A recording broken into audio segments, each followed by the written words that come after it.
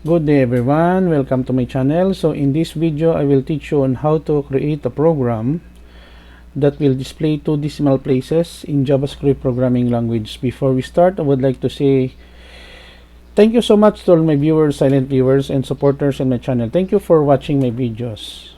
If you are new with my channel and then you like this video, please hit the like button. Don't forget to share and please support my channel guys by clicking the subscribe button. You may support also my channel by clicking the join button. I will put a link in the video description where you can download the complete source code of our tutorial video for today. So let's begin. So we have here a series of HTML tag, two decimal places in JavaScript, and then script here val underscore given a variable, and then I assign a value of 63.879.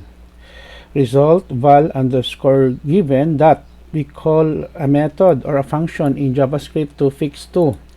2 is the two decimal places. That's it. That's very simple.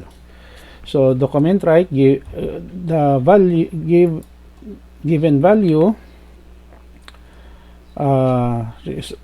result here script, and then we close the body of our HTML file. Let us go to our online compiler. So basically I'm using tutorial point online JavaScript editor, no? So when we click the execute button, we have here 63.88. so 63.879. so round off to the nearest tens, we have here 88. So if we want to change the value here in the val underscore given, let's say we have 757. When I click the execute button, we have the given value 757.37.